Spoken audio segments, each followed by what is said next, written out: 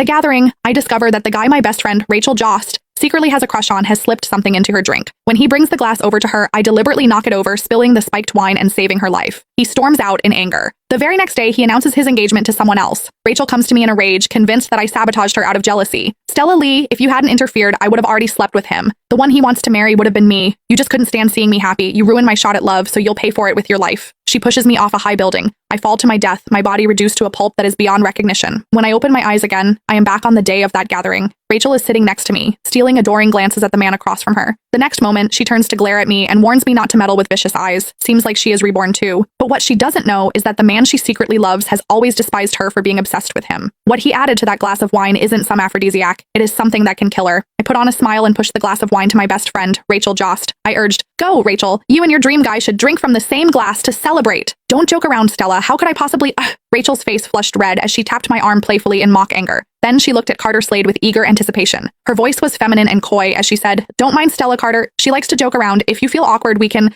just clink glasses." Upon hearing that, Carter finally looked up and shot me a cold glance. When he spoke, his tone was laced with mockery. "You sure know how to liven up the atmosphere, Stella Lee." I found his response amusing. In my previous life, he had been exactly like this. Even though he loathed Rachel to the core, he didn't dare show it openly as he was wary of the Jost family's power and influence. So he staged this so-called gathering today to shift all of Rachel's attention onto me. In my past life, I knocked over that spiked glass of wine to save Rachel. I saved her life, only to be killed by her in return. After I died, I saw Carter standing in the shadows on the rooftop. He called the police excitedly. "Hello, police! There's been a murder!" He reported Rachel and had her sentenced to life while keeping his own hands completely clean. Now that I'd been given a second chance at life, I wouldn't let either of these lunatics with their hidden agendas get away this time. Since it's a celebration, let's not spoil the mood. Carter's voice pulled me back to the present. I watched as he picked up the wine bottle, the very one he had tampered with, and poured a glass. Then he pushed it toward me. The dark red liquid swirled in the glass. To me, it was like a venomous snake flicking its tongue. "Stella is our guest. You should have the first toast," Carter said. As I stared at the glass in front of me, my heart jolted with fear. Carter was a suspicious man. My unusual behavior just now had put him on guard, so he was testing me. He wanted to gauge whether I had seen him spike the drink or if I was just pretending to be clueless. My life was on the line. I had seen with my own eyes that he had tampered with the wine. If I drank it, whether I lived or died would be entirely up to fate. But if I didn't drink, Rachel would take all her frustration from this failed date out on me. It seemed that only death awaited me either way. "What? Are you going to reject my kind offer?" Carter asked with a raised brow.